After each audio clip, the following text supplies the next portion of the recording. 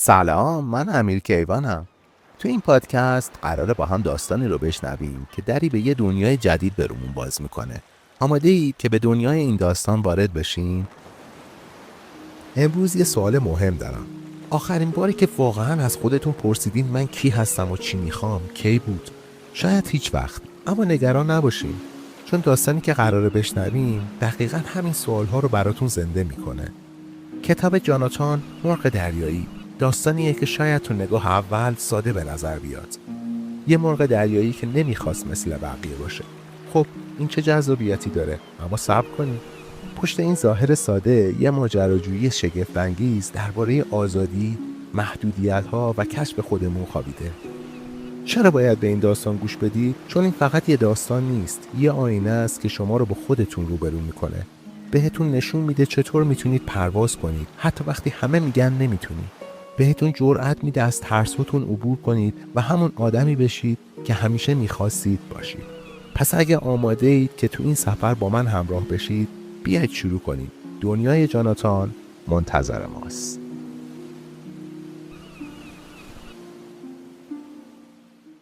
ریچارد باخ جاناتان را در سال 1970 نوشت. داستان مرغ دریایی که نمیخواهد مثل بقیه مرغان دریایی زندگی کند. میخواهد تندتر و بالاتر پرواز کند، اما هم نوعانش تغییر را دوست ندارند و او را از جمع خود میرانند. اما به راستی جاناتان تنها مانده است یا مرغانی که او را راندند؟ سرگذشت این مرغ دریایی بلند پرواز نزدیک 40 سال است که میلیون‌ها نفر را محصور خود کرده است. جاناتان مرغ دریایی کتابی سرشار از امید، داستان پرواز و رهایی، داستان چگونه پریدن و چگونه دل کندن، داستان رها کردن و شکستن تمام عادات، یک داستان نمادین که می شود از آن اوج گرفتن را آموخت. اینکه هرگز نباید مایوس شد و دست از تلاش کشید. نویسنده این کتاب ریچارد باخ خلبانی است که تاکنون 3 کتاب درباره پرواز نوشته است و جاناتان مرغ دریایی یکی از زیباترین این 3 کتاب است. صبح بود و آفتاب تازه برآمده انوار طلایی‌اش را بر چین و شکن دریای آرام می‌پاشید. در یک میلی ساحل قایق ماهیگیری بر پهنه آب آرمیده بود و به این ترتیب این پیغام در سراسر آسمان به اوج مرغان دریایی رسید و هزاران مرغ آمدند تا بر سر تکه‌ای خوراکی با هم جدال کنند. آری، روز پرهیاهوی دیگری آغاز شده بود. اما در آن دوردست، آن سوی قایق و ساحل، جاناتان لیوینگستون مرغ دریایی تنها داشت تمرین می‌کرد. در اوج صدپایی آسمان پاهای پره‌دارش را به زیر کشیده بود، منقارش را بالا گرفته بود و تلاش می‌کرد قوسی تند و دردناک به بالهایش بدهد. چنین قوسی به مفهوم پرواز با سرعت کم بود و اکنون چنان سرعتش را کم کرده بود که نوازش باد را بر چهرهش حس می‌کرد. چنان که پهنه اقیانوس زیر بالهایش بی حرکت می‌نمود. چشمهایش را با تمرکزی عمیق تنگ کرد و با نفسی حبس شده در سینه سعی کرد قوس بیشتری به بالهایش دهد. اما ناگهان پرهایش ژولید و جاناتان از حرکت باز ماند و سرنگون شد. می‌دانید که مرغ‌های دریایی هنگام پرواز مکث نمی‌کنند و هرگز حتی برای لحظه‌ای بی حرکت نمی‌مانند. باز ایستادن از پرواز برای مرغان دریایی زشت و شرم‌آوره. اما جاناتان این مرغ دریایی بدون شرمساری بار دیگر آرام قوس تندی به بالهایش داد و سرعتش رو کم و کمتر کرد و دوباره بی حرکت ماند. بله، اون مرغی عادی نبود. بیشتر مرغان دریایی زحمتی بیش از آموختن ساده ترین اصول پرواز به خود نمی دهند. فقط یاد می گیرند چطور از سواحل به سوی غذا پرواز کنند و چطور بازگردند. برای بسیاری از مرغان تنها خوردن غذا مهم است و نه پرواز. اما برای این مرغ دریایی پرواز بود که ارزش داشت، نه غذا. جاناتان بیش از هر چیز عاشق پرواز بود. دریافته بود با این طرز تفکر نمیتوانند مورد لطف مرغان دریایی دیگر قرار گیرد. حتی والدینش هم نگران بودند که او سراسر روز تک و تنها بارها و بارها پرواز در ارتفاع پایین را تمرین و تجربه میکرد. نمیدانست مثلا چرا وقتی در ارتفاعی کمتر از نصف فاصله بالهایش روی سطح آب میپرد با تلاشی کمتر مدت بیشتری در هوا میماند. پرواز او با داخل شدن پاهایش در آب پایان نمیگرفت و با پاهای تنگ به شکم چسبیده‌اش ردی طولانی و گسترده به سطح آب به جا می‌ذاشت. وقتی فرود رو شروع می‌کرد و با پاهای جمع شدهش سر می‌خورد و مسیر ماسه‌ای رو پشت سر می‌ذاشت، پدر و مادرش واقعاً می‌ترسیدند. یک روز مادرش پرسید: چرا جان؟ چرا اینقدر برایت سخت است که مثل بقیه باشی؟ چرا پرواز در ارتفاع پایین را به پلیکان‌ها نمی‌سپاری؟ چرا غذا نمی‌خوری؟ جان از تو تنها پر استخوان مانده. جاناتان جواب داد: مادر، برایم مهم نیست که پر استخوان شده باشم. فقط دوست دارم بدانم چه کارهایی را میتوانم در هوا انجام بدهم و چه کارهایی را نمیتوانم. فقط همین. فقط میخواهم بدانم. پدر با مهربانی گفت: ببین جاناتان، زمستون نزدیکه. قایق‌ها کم میشن و ماهی‌ها به عمق آب میرن. اگر لازمه چیزی یاد بگیری درباره غذا و راه‌های به دست آوردن اونو یاد بگیر. بدون که پرواز بسیار خوبه، اما فراموش نکن پرواز برای سیر کردن شکمه. جاناتان مطیعانه حرفای پدر رو تأکید کرد و چند روزی سعی کرد رفتارش مثل مرغان دیگر باشه. واقعا تلاش کرد و همونطور که در اطراف اسکله و قایق‌های ماهیگیری به طرف تکه‌های نان و ماهی شیرجه می‌زد، به جیغ و داد و جدال با دیگر مرغان پرداخت، اما فایده‌ای نداشت. یک ماهی کولی را که به سختی به دست آورده بود، به میل خود برای مرغ پیر و گرسنه‌ای انداخت که به دنبال آن بود. فکر کرد: چه بیهوده، می‌توانستم این همه وقت را صرف یاد گرفتن پرواز کنم. چیزهای زیادی برای یاد گرفتن وجود دارد. طولی نکشید که دوباره به خلوت خود در دوردست‌ها بازگشت. دانسته‌هایش در این باره بیشتر از تیزبالترین مرغ دریایی جهان بود. در ارتفاع 1000 پایی، همانطور که بالهایش را با شدت هرچه تمام به هم میزد، به سوی امواج شیرجه زد. آنگاه پی برد که چرا مرغان دریایی هیچ وقت شیرجه‌های پرقدرت تند انجام نمی‌دهند. فقط در عرض 6 ثانیه با سرعت 100 کیلومتر در ساعت در حال پرواز بود. سرعتی که در اون بالهایش بی ثبات رو به بالا کشیده میشد. با اینکه همه توانش را به کار برد و تا حد امکان محتاط عمل کرد، در سرعت بالا مهارش را از دست داد و این موضوع بارها و بارها تکرار شد تا ارتفاع 1000 پایی اوج گرفت. نخست با همه توان مستقیم پیش رفت. شیرجه عمودی پرقدرتی را آغاز کرد. هرگاه بال چپش بر اثر فشار رو به بالا از حرکت می‌ماند، با شدت به چپ کشیده می‌شد. آنگاه برای جبران بال راستش را بی حرکت نگه می‌داشت و مانند شعله‌ای در میان باد وحشی به راست می‌پیچید. محتاط بودن در آن فشار شدید چندان آسان نبود. 10 بار تلاش کرد و هر 10 بار وقتی سرعتش از 100 کیلومتر در ساعت می‌گذشت، مهارش را از دست می‌داد و به شکل توده‌ای از پر به شدت در آب سقوط می‌کرد. در حالی که آب از سر و رویش می‌چکید، سرانجام به این نتیجه رسید که شگرد کار این است که در سرعت بالا بالهایش را بی حرکت نگه دارد. بله، سرعت خود را تا 50 کیلومتر در ساعت برساند و بعد بالهایش را بی حرکت نگه دارد. بار دیگر در ارتفاع 2000 پایی تلاش کرد. چرخی زد و حالت شیرجه به خود گرفت. درست در لحظه‌ای که سرعتش از 80 کیلومتر می‌گذشت، منقارش را مستقیم به سمت پایین گرفت و بالهایش را با صلابت گشود. این کار تمام توانش را می‌طلبید، اما کارساز بود. در عرض 10 ثانیه به سرعت 150 کیلومتر در ساعت رسید. حالا در میان مرغان دریایی به رکوردی جهانی دست یافته بود. اما این پیروزی دیری نپایید، چون درست در لحظه‌ای که زاویه بالهایش را تغییر داد، ناگهان همان فاجعه وحشتناک و مهارناپذیر تکرار شد و در سرعت 150 کیلومتر در ساعت با ضربه‌ای انفجارگونه مواجه شد.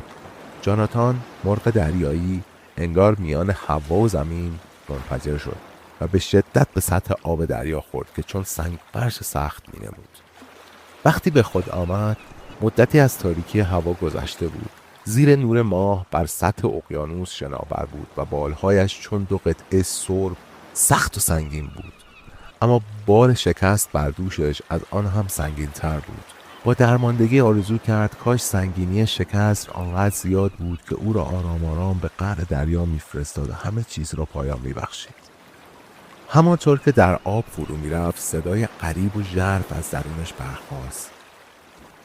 چاره ای نیست. من مرغ دریایی ام محدود به طبیعت خیش. اگر قرار بود با سرعت پرواز کنم باید بالهایی به کوتاهی بالهای شاهین داشتم و به جای ماهی موش میخوردم. پدرم حق داشت. باید دست از حماقت بردارم. باید به خانه و نزد مرغان دیگر برگردم و به آنچه هستم راضی باشم. یک مرغ دریایی بی‌نوا و محدود. صدا خاموش شد و جاناتان همه چیز را پذیرفت. جای یک مرغ دریایی هنگام شب ساحل است. با خود پیمان بست از این لحظه به بعد یک مرغ عادی باشد. این کار همه را خوشحال می‌کرد. خسته و فرسوده از آب تیره جدا شد و به سوی خشکی پرواز کرد. خوشحال بود که درباره پرواز در ارتفاع پایین چیزهای آموخته است. با خود اندیشید اما نه، به پایان راه رسیدم. تمام چیزهایی که آموختم دیگر تمام شد. من یک مرغ دریایی مثل مرغان دیگرم و مثل آنها پرواز می کنم. آنگاه با رنجی افزون تا ارتفاع 100 پایی اوج گرفت و همونطور که به سختی بالهایش را برهم میزد به سمت ساحل پرواز کرد. حال تصمیم گرفته بود مانند مرغان دیگر باشد. احساس بهتری داشت. دیگر با آن نیرویی که او را به سوی آموختن میکشاند پیوندی احساس نمی‌کرد.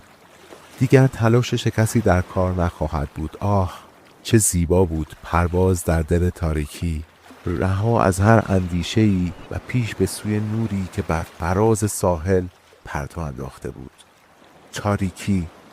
همان صدای ژرف و مبهم به نشانه هشدار بلند شد. مرغان دریایی هرگز در تاریکی پرواز نمی‌کنند. جاناتان توجهی به صدا نکرد. فکر کرد چه زیباست. نور ماه و چراغ‌ها روی آب می‌درخشید و ردی از شعاع نور فانوس دریایی کوچک در تاریکی شب به جای می‌ماند. همه چیز چه آرام و دلنشین است. فرود بیا. مرغان دریایی هرگز در تاریکی پرواز نمی‌کنند.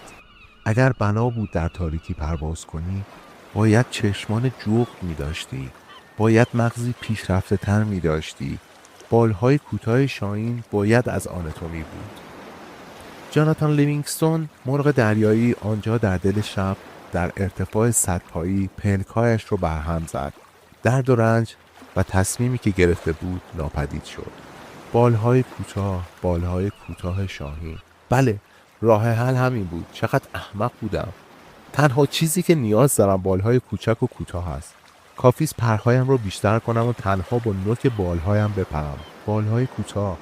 تا ارتفاع 2000 پایی بر فراز دریای تیره اوج گرفت و بیان که لحظه‌ای به شکست یا مرگ بیاندیشد، پرهای جلویی را به بدن چسباند و تنها بخش نیزه‌ای نوک بالهایش را در برابر باد گسترد و حالت شیرجه به خود گرفت. صدای باد در سرش غرشی سهمناک داشت. 100 کیلومتر، 150 کیلومتر، 200 کیلومتر در ساعت و باز هم بیشتر و بیشتر.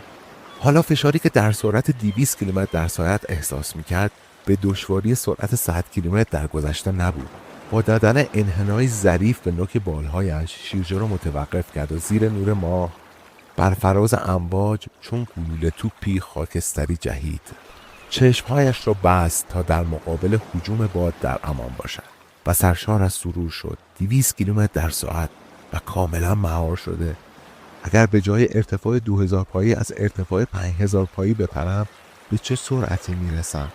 عهد و پیمانی که همین چند لحظه پیش با خود بسته بود همه از یاد رفت و همراه باد به دور دست ها رسید، اما از پیمان شکنی خود پروایی نداشت. این پیمان فقط به درد مرغانی میخورد که عادی بودن را پذیرفتند. کسی که به اوج آموخته هایش میرسد نیازی به این عهد و پیمان ها ندارد. با طلوع آفتاب تمرینش را از سر گرفت. قایق ماهیگیری از ارتفاع 5000 پایی به نقطه روی پهنه آبی دریا میمانست. مرغان همچون مهی از ذرات خاک میچرخیدند. زنده بود و از شب ارتعاشی دلنشین در خود احساس میکرد. از اینکه بر ترسش فائق آمده بود به خود میبالید. آنگاه بی هیچ طرح و برنامه خاصی پرهای جلوی بالهایش را به بدن چسباند و در حالی که پرهای کوتاه و زاویه دارش را میگسترد مستقیم به سوی دریا هجوم برد. زمانی که ارتفاع 4000 پایی رو پشت سر گذاشت به سرعت نهایی خود رسیده بود. باد چون دیوار صوتی محکم و کوبنده‌ای راه را بر شتاب او می‌بست. حال با سرعت 350 کیلومتر در ساعت مستقیم به طرف پایین پرواز می‌کرد. آب دهانش را فرو می‌داد و می‌دانست اگر بالهایش در آن سرعت جمع نشود ریز ریز می‌شود. اما سرعت قدرت بود. سرعت لذت بخش بود و زیبایی ناب. تلاشش رو در ارتفاع 1000 پایی از سر گرفت. نوک بالهایش در هجوم باد مهیب مرتعش بود. قایق و فوج مرغان با سرعتی شهاب گونه به سویش هجوم می آوردند و نزدیک و نزدیکتر می شدند. نمی توانست از حرکت بایستد. حتی نمی دانست در آن سرعت چطور بچرخد. تصادم به معنای مرگ آنی بود. پس چشمانش را بست. در آن صبحگاه درست پس از طلوع آفتاب بود که آن واقعه رخ داد و جاناتان با چشمانی بسته و سرعتی معادل 350 کیلومتر در ساعت در میان غرش مهیب باد و پر به سوی فوج مرغان سرازیر شد. این بار همای سعادت بر او لبخند زد و هیچ کس کشته نشد. زمانی که منقارنش را به سوی آسمان گرفته بود هنوز 250 کیلومتر در ساعت سرعت داشت و وقتی سرعتش را به 30 کیلومتر کاهش داد و سرانجام دوباره بالهایش را گشود، قایق در آن ارتفاع 4000 پایی چون ذره‌ای بر پهنه دریا به نظر می رسید. سرانجام پیروز شده بود. سرعت نهایی، یک مرغ دریایی با سرعت 350 کیلومتر در ساعت.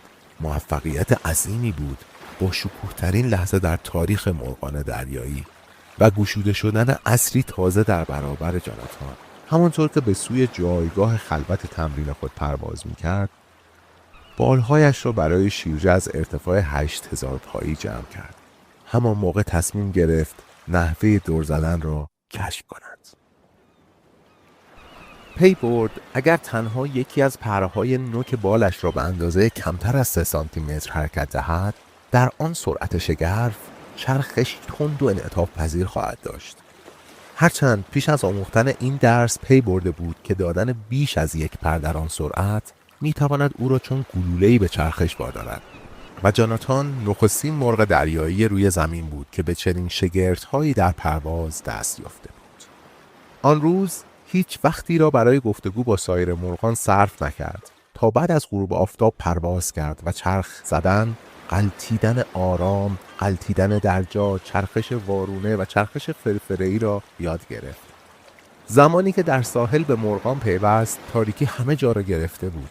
خسته و گیج بود، اما برای فرود شادمانه چرخی زد، چرخشی ناگهانی و درست پیش از لمس زمین. فکر کرد اگر مرغان ماجرای پیروزی غیرمنتظره او را بشنوند، سرشار از وجد و سرور می‌شوند. حال چه بسیار چیزها که پیش روی زندگی وجود دارد. به جای این تقلاهای کسالتبار دور و اطراف قایق ماهیگیری، حال دلیلی برای زیستن هست. حال می توانیم به فراسوی جهالت گام بگذاریم. می توانیم خود را موجوداتی هوشمند با مهارت و برتر ببینیم. می توانیم پرواز را بیاموزیم. نوید سالهای آینده پیش رویش می درخشید و ندایی خوش سر می داد. هنگامی که فرود آمد گویا مدتی از تشکیل شورای مرغان می‌گذشت. در واقع منتظر جاناتان بودند. جاناتان لیوینگستون، مرغ دریایی، وسط بایست. کلام مرغ ارشد لحن بسیار رسمی داشت. در وسط ایستادن تنها به معنای ننگ و شرمی بزرگ بود. در وسط ایستادن به موجب افتخار نیز راهی بود که از آن طریق رهبران پیشرو معرفی می‌شدند. جاناتان اندیشید حتماً امروز صبح شاهد موفقیت غیرمنتظره من بوده است. اما من افتخار نمیخواهم، آرزوی رهبری مرغان را هم ندارم. فقط میخواهم آنچه را یاد گرفتم با آنان در میان بگذارم تا افقی را که پیش روی همه ماست نشانشان دهم. گامی به پیش برداشت. مرغ ارشد گفت: مرغ دریایی جاناتان لیوینگستون، به خاطر این ننگ مقابل رهبر مرغان در وسط بایست. انگار ضربه‌ای بر او وارد آمد. زانوانش سست شد، پرهایش فرو افتاد و همهمه‌ای در گوشش پیچید. در وسط ایستادن به خاطر ننگ غیر ممکن است. آن پیروزی بزرگ، متوجه نیستند، اشتباه میکنند. به دلیل وظیفه ناشناسی وقیحانه صدای خشک و رسمی با زبان جاری ساختن این کلمات بلند شد: زیر پا نهادن اصالت و سنت خانواده مرغان، ایستادن در وسط به دلیل ننگ به مفهوم طرد شدن از جامعه مرغان و تبعید بود. زندگی در انزوا در میان صخره‌های دوردست. زندگی ناشناخته است و قابل شناخت هم نیست. همین را می‌دانیم که به دنیا آمده ایم تا غذا بخوریم و تا زمانی که می‌توانیم زنده بمانیم. مرغ دریایی هرگز در پیشگاه شورای مرغان پاسخی نمی‌دهد. اما جاناتان به سخن درآمد و گفت: بی‌مسئولیتی برادران من. فریاد برآورد: چه کسی مسئول تر از آن مرغ دریایی که به دنبال مفهوم و هدف عالی زندگی است و آن را یافته؟ هزاران سال است که در تکاپوی یافتن کله ماهی بوده ایم، ولی حالا دلیلی برای زندگی، برای آموختن، برای کشف و برای آزاد بودن داریم. به من تنها یک فرصت دیگر بدهید. اجازه بدهید آنچه یافته‌ام به شما نشان دهم. اما گروه مرغان همچون سنگ شده بودند. همه یک صدا گفتند: برادریمان از هم گسسته است. و در یک حرکت هماهنگ گوشهای خود را گرفتند و به او پشت کردند. جاناتان باقی روزهای زندگیش را در تنهایی سپری کرد. اما آن سوی صخره‌های دوردست نیز پرواز کرد. اندوه او تنها به خاطر تنهایی نبود. به خاطر این هم بود که مرغان دیگر نخواسته بودند پرواز شکوهمندی را که انتظارشان را می‌کشید باور کنند. نخواسته بودند چشمان خود را بگشایند و حقیقت را ببینند. هر روز چیزهای بیشتری یاد می‌گرفت. فهمید با شیرجه‌های تند در سرعت بالا می‌تواند به ماهی‌های کمیاب و خوشمزه‌ای که در عمق 3 متری آب گرد می‌آمدند دست یابد. به این ترتیب دیگر برای بقا نیازی به قایق‌های ماهیگیری و نان پسمانده نداشت. آموخت در هوا بخوابد و شب‌هنگام در امتداد باد ساحلی پرواز کند و از غروب تا طلوع آفتاب مسافتی 160 کیلومتری را بپیماید. با همان تسلط درونیش می توانست در میان مه غلیظ دریا پرواز کند، از مه بگذرد و به آسمان درخشان و زیبا برسد، در حالی که در همان زمان سایر مرغان روی زمین به سر می بردند و جز مه و باران نصیبی نداشتند. او آموخت سوار بر بادهای مرتفع بر فراز سرزمین‌های دور پرواز و از حشرات لذیذ تغذیه کند. آنچه روزی برای مرغان آرزو داشت حال خود به تنهایی به دست آورده بود. پرواز را آموخت و افسوس بهایی را که برای آن پرداخته بود نمیخورد. جاناتان دریافت که یک نواختی ترس و خشم دلیل کوتاهی عمر مرغان است و با بیرون راندن این پندارها از ذهنش به واقع زندگی طولانی و مسرت بخشی را برای خود رقم زد. آنگاه در آن شامگاه آن دو آمدند و جاناتان را در آسمان محبوب خود در حال پروازی دلنشین یافتند. 2 مرغی که کنار بالهای او پدیدار شدند چون نور ستارگان درخشان بودند و نوری که از آنها میتابید در آسمان با شکوه شب تلالویی دلپذیر و محبت آمیز داشت. اما زیباتر از همه مهارتشان در پرواز بود. نوک بالهایشان درست در 3 سانتیمتری نوک بالهای او قرار داشت. جاناتان بدون هیچ کلامی آن را آزمود. آزمونی که تا به حال هیچ مرغی از سر نگذرانده بود. بالهایش را چرخاند و قبل از اینکه بی حرکت بماند سرعتش را تا 1 کیلومتر در ساعت کاهش داد. 2 مرغ نورانی همراه او به نرمی سرعتشان را کم کردند و در جا بی حرکت ماندند. آنان پرواز آرام را بلد بودند. جاناتان بالهایش را جمع کرد، چرخید و به حالت شیرجه با سرعت 300 کیلومتر در ساعت درآمد. آن دو نیز با آرایشی بی‌نقص به سرعت همراه او سرازیر شدند. سرانجام جاناتان با همان سرعت حرکت مستقیم خود به سوی بالا را تبدیل به چرخش عمودی ممتدی کرد. آن دو نیز همراه او چرخیدند و لبخند زدند. جاناتان حالت عادی پرواز به خود گرفت و پیش از آن که سخنی بگوید مدتی خاموش ماند. آنگاه گفت: بسیار عالی، شما کی هستید؟ در جواب به او گفتند: ما از توییم جاناتان، ما برادران توییم. صدایشان آرام و استوار بود. آمده ایم تو را بالا ببریم به خانه. من خانه ندارم، مطرودم. اکنون بر فراز قله باد کوهستان کبیر پرواز می‌کنیم. دیگر نمی‌توانم این تن فرسوده را از ارتفاع چند صد پایی بالاتر ببرم. چرا می‌توانی جاناتان؟ چون بالا رفتن را آموخته‌ای. یک دوره از درس‌هایت به پایان رسیده و وقت آن است دوره دیگری را آغاز کنی. جاناتان مرغ دریایی سراسر زندگی گذشته‌اش را به وضوح پیش چشمانش دید. آنگاه آن لحظه را کاملا درک کرد. بله، حق با آنها بود. می توانست بالاتر اوج بگیرد. وقت آن بود که به خانه برود. سرانجام گفت حاضرم. آنگاه همراه با 2 مرغ ستاره گون اوج گرفت و در تاریکی مطلق آسمان ناپدید شد.